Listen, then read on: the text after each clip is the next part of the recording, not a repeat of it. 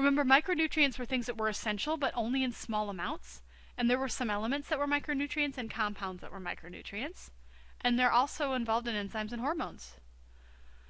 So vitamins are one strong class and one major class of micronutrients, and vitamins are organic molecules. So organic molecules means mostly carbons and hydrogens. You're not going to find metals in vitamins, for example. Vitamins are vital to regulating health, they're vital to regulating metabolism, and they're vital to disease prevention. So for example, if you think back to 17th, 18th century and a lot of the sailing that got done, the captains would often try to bring oranges or other sources of vitamin C on board with them, because if they didn't, their crew would fall to a disease called scurvy that was not very nice for you. What about minerals? Minerals are things that occur naturally, and they're solids, and they have defined crystalline structures. Minerals are our ionic compounds, right? So sodium and chloride are both minerals that your body needs. So sodium chloride is the actual mineral you ingest. Those can be macrominerals or microminerals by the first classification that I gave you in the previous lecture. Let's look at the vitamins first.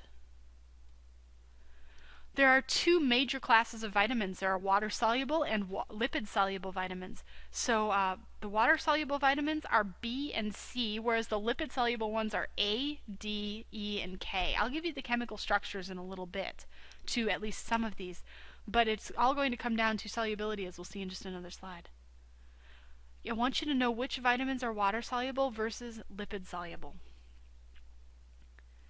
Water-soluble vitamins are the kind that your body doesn't usually store. So B complex or C complex, if you ingest too much vitamin B or any of the vitamin Bs, because there are many of them, there are B6s and B12s and all sorts of Bs.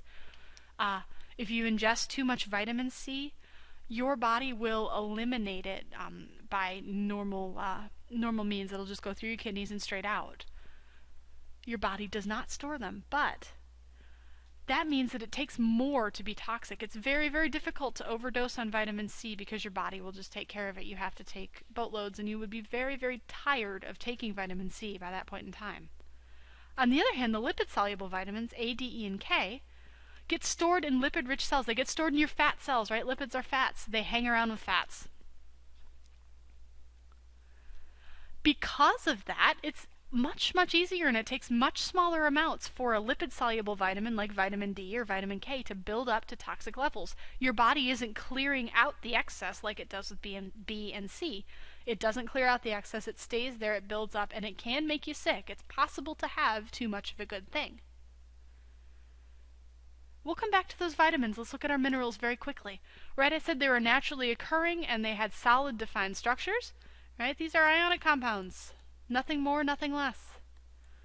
They can compete with one another, right? So too much potassium can be bad for your sodium levels, or too much fluoride can be bad for your chloride levels, for example. Too much fluoride can take the calcium out of your bones, and that's also going to hurt you. This is what I mean by competing.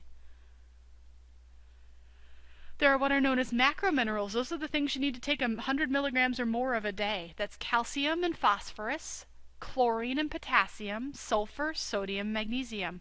I told you that minerals come in ionic compounds, so you're not ingesting calcium metal. You should be very, very glad for that, because calcium metal actually gives off hydrogen gas and a whole lot of heat, and you wouldn't be comfortable if you ate that. If you think about it from the periodic table, it's calcium 2+, or chloride minus, or magnesium 2+, or sodium plus, right? You can use the periodic table and figure out what those ions would be. Minerals, like the macrominerals, are often used in signaling pathways. So there are huge signaling pathways that involve sodium or chloride in your body. They're also used as building blocks for bones and teeth. Most of your bone is made of calcium, for example. What about the microminerals? These are the things that you only need like micrograms worth of a day, 10 to the negative 6 grams. Things like iodide, right? Again, these exist in ionic form as well. And you can go ahead and look up what those would be. But things like iodide and fluoride, chromium, cobalt, nickel, Those are the things that have very specific functions in your body, in proteins and in enzymes.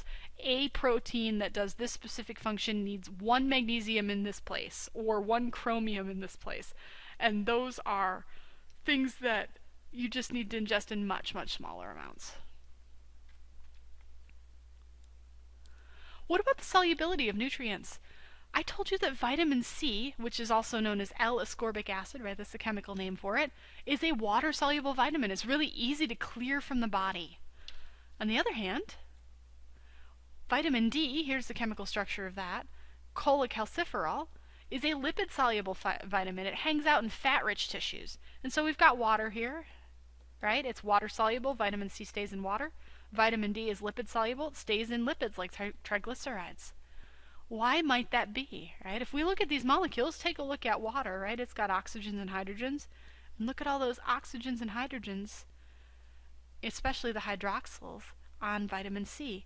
On the other hand, look at all those big fatty alkane chains, and look at all those big fatty alkane chains, all those carbons and hydrogens in vitamin D. The solubility of the vitamins all goes back to like dissolves like, right? Oils and waters don't mix, but a vitamin C molecule that looks a lot like water in terms of having those oxygens and hydrogens is going to stick with water. It's going to be water soluble. Vitamin C is polar, and water is polar. Vitamin D is nonpolar. Yes, I know it's got one little hydroxyl over there, but the vast majority of that molecule is nonpolar. Lipids are nonpolar. Again, yeah, it's got some stuff over here, but it's this vast majority of the molecule is nonpolar. So they stick together. Like dissolves like, right? We're used to that. Polar water dissolves polar compounds. Nonpolar compounds stay with other nonpolar compounds. Nonpolar vitamin D hangs out in your tissue where the other nonpolar fats are. Polar vitamin B stays with the water in your body and gets cleared out in the same way.